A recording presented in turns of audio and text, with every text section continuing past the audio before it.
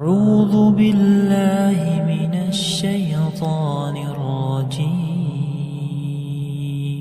بسم الله الرحمن الرحيم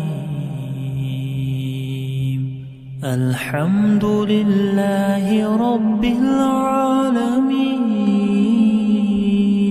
الرحمن الرحيم مالك.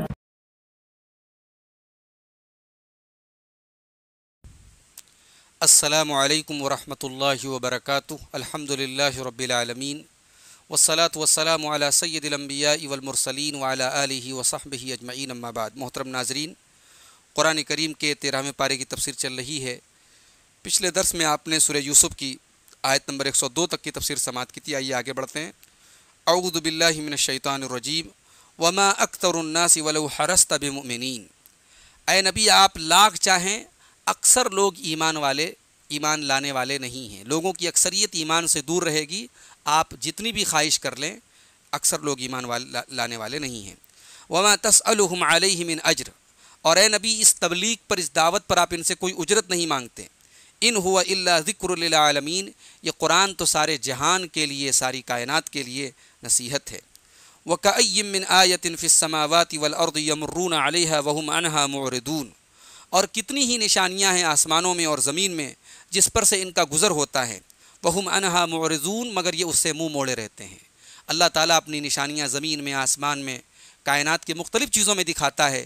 جو اہل ایمان ہوتے ہیں ان نشانیوں سے عبرت حاصل کرتے ہیں، اور جو منافق اور کافر ہوتے ہیں ان کے لیے ان نشانیوں سے کوئی فرق نہیں پڑتا. وما یؤمن اکثرهم باللہ الا وہم مشرکون. اور لوگوں میں سے اکثر لوگ اللہ کے اوپر اس حال میں ایمان رکھتے ہیں کہ اللہ کے ساتھ شرک کرتے ہیں. اللہ کو مانتے ہیں مگر اللہ کی عبادت میں دوسروں کو شریک کرتے ہیں. یعنی توحید ربوبیت کا تو اقرار کرتے ہیں، توحید الوہیت کو نہیں مانتے. ہر دور کے مشرکوں کا یہی معاملہ رہا ہے. آج کے دور میں بہت سارے نام نہاد مسلمان اللہ کو مانتے ہیں اور نماز بھی پڑھتے ہیں، سب کچھ کرتے ہیں، مگر قبروں پہ جا کر کے سر جھکاتے ہیں. اللہ کے ساتھ ساتھ غیر اللہ کو، اللہ کے ولیوں کو، بزرگوں کو، پیروں کو مشکل کشا مانتے ہیں. تو ظاہر ہے یہ آیت جو ہے ان تمام لوگوں پر بھی فٹ ہوگی. وما یؤمن اکثرهم باللہ الا وہم مشرکون، کہ لوگوں کی اکثریت اللہ کے اوپر اس حال میں ایمان رکھتی ہے کہ اللہ کے ساتھ شرک کرتی ہے. افامنوا ان تأتیہم غاشیۃ من عذاب اللہ او تأتیہم الساعۃ بغتۃ وہم لا یشعرون. کیا لوگ اس بات سے بے خوف ہو گئے ہیں کہ ان کے اوپر اللہ تعالیٰ کا کوئی عام عذاب آ جائے، کوئی چھا جانے والا عذاب آ جائے؟ او تأتیہم الساعۃ بغتۃ، یا اچانک قیامت آ جائے، وہم لا یشعرون، اور انہیں احساس بھی نہ ہو. قل ھذہ سبیلی ادعو الی اللہ علی بصیرۃ انا ومن اتبعنی. اے نبی کہہ دیجئے کہ یہی توحید کا راستہ میرا راستہ ہے. قل ھذہ سبیلی، یہی توحید کا راستہ میرا راستہ ہے. ادعو الی اللہ، میں اللہ کی طرف بلاتا ہوں. علی بصیرۃ، میں بصیرت کے ساتھ، علم کے ساتھ اللہ کی طرف بلاتا ہوں. انا ومن اتبعنی، میں بھی بلاتا ہوں اور وہ تمام لوگ جو میری اتباع کرتے ہیں وہ بھی اللہ کی طرف بلاتے ہیں. وسبحان اللہ، اور اللہ پاک ہے ہر قسم کے شرک سے. وما انا من المشرکین، اور میں مشرکین میں سے نہیں ہوں. وما ارسلنا من قبلک الا رجالا، اور اے نبی آپ سے پہلے ہم نے جتنے رسول بھیجے سب مردوں کو رسول بنا کر کے بھیجا. نوحی الیہم، ان کی طرف ہم وحی کرتے تھے. من اہل القری، اور وہ بستی والوں میں سے تھے. یہ آیت اس بات پر نص ہے، دلیل ہے کہ سارے انبیاء مرد تھے. اللہ تعالیٰ نے کسی عورت کو نبوت کا مقام عطا نہیں فرمایا. ایک بات یہ بھی پتہ لگی کہ سارے انبیاء قریٰ میں، بستی میں بھیجے گئے. اب بستی میں شہر بھی داخل ہے، قصبہ بھی داخل ہے، دیہات بھی داخل ہے. یعنی کوئی نبی بادیہ والوں میں سے نہیں تھا، جس کو صحرا نشین کہتے ہیں ان میں سے نہیں تھا. کیونکہ جو اہل بادیہ ہوتے ہیں، جو صحرا نشین ہوتے ہیں، ان کے مزاج میں بڑی سختی اور کھردراپن پایا جاتا ہے، جو ایک پیغمبر کے شایع نشان نہیں. اس لیے اللہ نے جتنے نبی بھیجے سب اہل القری، اللہ نے کہا کہ وہ بستی والوں میں سے ان رسولوں کو ہم نے بنا کر کے بھیجا. افلم یسیروا فی الارض فینظروا کیف کان عاقبۃ الذین من قبلہم. کیا یہ لوگ زمین میں نہیں چلتے کہ یہ دیکھیں کہ ان سے پہلے کے لوگوں کا انجام کیا ہوا؟ ولدار الآخرۃ خیر للذین اتقوا، اور آخرت کا گھر بہتر ہے ان لوگوں کے لیے جو اللہ سے ڈرتے ہیں. افلا تعقلون، کیا تم لوگ عقل نہیں رکھتے؟ حتی اذا استیأس الرسل وظنوا انہم قد کذبوا جاءہم نصرنا. یہاں تک کہ جب رسول مایوس ہو گئے، ایسا وقت بھی آیا رسولوں کی تاریخ میں، رسولوں کی زندگی میں، کہ اللہ کی طرف سے کافروں کے اوپر عذاب آنے میں تاخیر ہوئی. اور ایسا وقت آیا کہ رسول مایوس ہو گئے اور کافروں کو بھی لگا کہ ہم سے جو عذاب کے جو وعدے کیے گے سب جھوٹے وعدے ہیں۔ تو جب رسول مایوس ہو گئے وَظَنُّوا أَنَّهُمْ قَدْ كُذِبُوا، اور ان کافروں نے یہ سمجھا کہ ان سے جھوٹا وعدہ کیا گیا ہے عذاب کا، جاءہم نصرنا، تو اس وقت ہمارے رسولوں کے پاس ہماری مدد آئی، فنجی من نشاء، اور اس کو بچا لیا گیا جسے ہم چاہتے ہیں، ولا يرد بأسنا عن القوم المجرمین، اور ہمارا عذاب مجرموں سے ٹالا نہیں جاتا۔ اللہ تعالیٰ اگر اپنے عذاب کو تاخیر سے بھیجتا ہے تو کسی حکمت اور مصلحت کے تحت بھیجتا ہے، ورنہ اصول اور قانون یہی ہے کہ اللہ تعالیٰ کے مجرم بندوں سے عذاب کو ٹالا نہیں جاتا۔ لقد کان فی قصصہم عبرۃ لأولی الالباب، ان کے واقعات اور ان کے بیان میں عقل مندوں کے لیے عبرت ہے۔ ما کان حدیثا یفترا، یہ قرآن کوئی گڑی ہوئی بات نہیں ہے، ولیکن تصدیق الذی بین یدیہ، یہ اپنے سے پہلے کی کتابوں کی تصدیق کرتا ہے یہ قرآن، وتفصیل کل شیء، اور ہر شے کو کھول کھول کر کے یہ قرآن بیان کرتا ہے، وہدی ورحمۃ لقوم یؤمنون، اور یہ قرآن ہدایت ہے اور رحمت ہے ایمان والوں کے لیے۔ اسی کے ساتھ سورہ یوسف ختم ہوتی ہے۔ اب سورہ رعد شروع ہوتی ہے۔ سورہ رعد مدنی صورت ہے اور اس کے اندر 43 آیتیں ہیں۔ اعوذ باللہ من الشیطان الرجیم، بسم اللہ الرحمن الرحیم۔ الف لام میم را، الف لام میم را، یہ حروف مقطعات میں سے ہم پہلے بتا چکے ہیں کہ یہ حروف مقطعات جو الگ الگ پڑھے جاتے ہیں قرآن کریم میں، ان کی صحیح ان کا معنی اور مطلب اللہ کو پتہ ہے، اس بارے میں کوئی صحیح بات وارد نہیں ہے۔ تلک آیات الکتاب، یہ آیتیں ہیں کتاب کی، قرآن کی۔ والذی انزل الیک من ربک الحق، اور اے نبی وہ کتاب جو آپ کے اوپر نازل کی گئی آپ کے رب کی طرف سے وہ حق ہے، ولکن اکثر الناس لا یؤمنون، لیکن اکثر لوگ ایمان نہیں رکھتے۔ اللہ الذی رفع السماوات بغیر عمد ترونہا، اللہ وہ ہے جس نے آسمانوں کو بلند کیا بغیر کسی ایسے کھمبے کے جو تم کو نظر آئے۔ آسمان کا کوئی ستون، کوئی پلر ہم کو نظر نہیں آتا مگر اللہ نے اس آسمان کو بلند کیا۔ ثم استوى علی العرش، پھر اللہ تبارک و تعالی عرش پر مستوی ہوا، عرش پر بلند ہوا۔ استوا کا مطلب ہوتا ہے قرار پکڑنا، اللہ تبارک و تعالی نے عرش پر قرار پکڑا۔ یہی اس آیت کا معنی محدثین نے لیا ہے اور وہ اس کی تعویل نہیں کرتے۔ دوسرے فرقوں نے اس کی تعویل کی، اس کی الگ الگ مطلب بتائے، مگر محدثین کا جو مسلک ہے وہ یہی ہے کہ استوا کا جو معنی عربی زبان میں ہم اسی معنی کو اللہ تعالیٰ کے لیے مانتے ہیں کہ اللہ تعالیٰ عرش پر بلند ہوا، اللہ تعالیٰ عرش پر قرار پذیر ہوا، لیکن اس کے قرار پذیر ہونے کی جو کیفیت ہے نہ تو وہ کیفیت ہم جانتے ہیں اور نہ اس کیفیت کو ہم کسی کے ساتھ تشبیہ دے سکتے ہیں۔ تو اللہ تعالیٰ کی صفات کے بارے میں، استوا کے بارے میں امام مالک کا ایک جملہ بہت مشہور ہے، اس کو یاد کر لیجئے۔ الاستواء معلوم والکیف مجہول والایمان بہ واجب والسؤال عنہ بدعہ، کہ استوا معلوم ہے، اللہ تعالیٰ عرش پر مستوی ہے، اس کا معنی ہم کو عربی زبان میں معلوم ہے، اس کا معنی کیا ہوتا ہے۔ والکیف مجہول، لیکن کس طریقے سے مستوی اللہ اپنے عرش پر، کیفیت ہم کو نہیں معلوم۔ والایمان بہ واجب، اور ایمان اس کے اوپر واجب ہے۔ والسؤال عنہ بدعہ، اور اس کے بارے میں بہت کریت کرنا یہ بدعت ہے۔ اس کے بعد فرمایا وسخر الشمس والقمر، اور اللہ نے سورج اور چاند کو مسخر کیا۔ 7 بڑے بڑے سیاروں میں اللہ نے صرف سورج اور چاند کا ذکر کیا، کیونکہ یہ جب اللہ تعالیٰ کے مسخر کردہ ہیں، اس کے کنٹرول میں ہیں، تو باقی سیارے بھی اللہ کے کنٹرول میں ہیں۔ کل یجری لاجل مسمی، ہر ایک مقررہ وقت کے لیے چل رہا ہے۔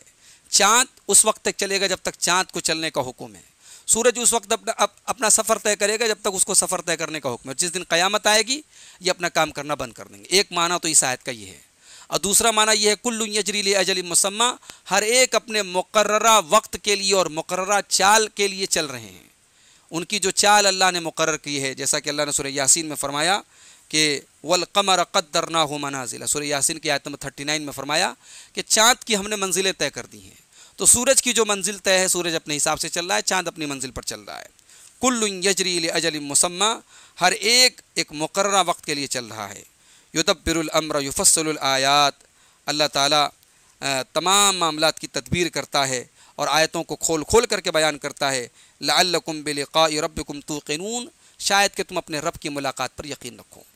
کتنے افسوس کی بات ہے کہ سورج، چاند، ان چیزوں کی آج عبادت ہوتی ہے جو اللہ تعالیٰ کے کنٹرول میں ہیں، جو اپنی مرضی سے طلوع نہیں ہو سکتے، اپنی مرضی سے ڈوب نہیں سکتے، جو اللہ کے حکم کے مطابق چلتے ہیں، اللہ کو چھوڑ کر کے ان کے آگے آج سجدہ کیا جا رہا ہے۔ اسی لیے اللہ تعالیٰ نے قرآن کریم میں فرمایا، سورہ حامی میں سجدہ کیا آیت نمبر 37 میں کہ لا تسجدوا للشمس والقمر، سورج اور چاند کے آگے سجدہ مت کرو، واسجدوا للہ الذی خلقہن، اللہ کے آگے سجدہ کرو جس نے ان کو پیدا کیا ہے، ان کنتم ایاہ تعبدون، اگر تم اللہ کی عبادت کرتے ہو۔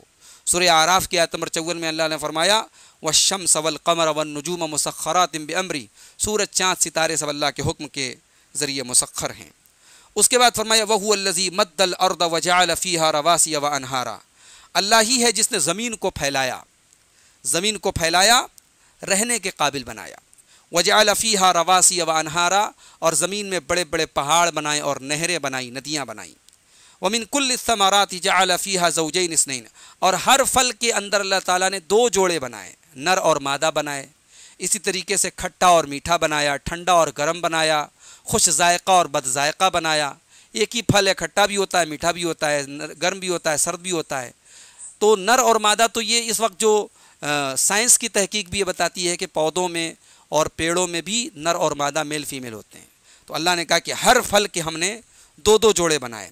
یغشی اللیل النہار، اور اللہ تعالیٰ دن کو رات کی چادر اڑا دیتا ہے، دن کے اوپر رات کی چادر اڑا دیتا ہے تو رات ہو جاتی ہے۔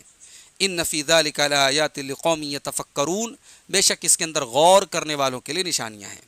وفی الارض قطع متجاورات، اور زمین میں اللہ تعالیٰ نے ٹکڑے بنائے ہیں، زمین کے ٹکڑے ہیں متجاورات جو ایک دوسرے سے لگے ہوئے ہیں۔ وجنات من اعناب، اور انگوروں کے باغات ہیں۔ وزرع، اور کھیتیاں ہیں۔ ونخیل صنوان وغیر صنوان، اور کھجور ہیں، اس میں کچھ صنوان ہیں کچھ غیر صنوان ہیں۔ صنوان کہتے ہیں ایسے درخت کو کہ جو ملے ہوئے ہوں، اور غیر صنوان جو جدا جدا ہوں۔ تو بہت سارے ایسے درخت ہیں جو ایک دوسرے کے ساتھ اٹیچڈ ہیں اور کچھ سپریٹ ہیں۔ اور صنوان کا ایک مطلب یہ بھی مفسرین نے لکھا ہے کہ ایسے پیڑ کو صنوان کہتے ہیں جس کی کئی شاخیں ہوں، کئی تنے ہوں، جیسے انار کا پیڑ ہے، انجیر کا پیڑ ہے، بعض کھجوروں کا پیڑ ہے۔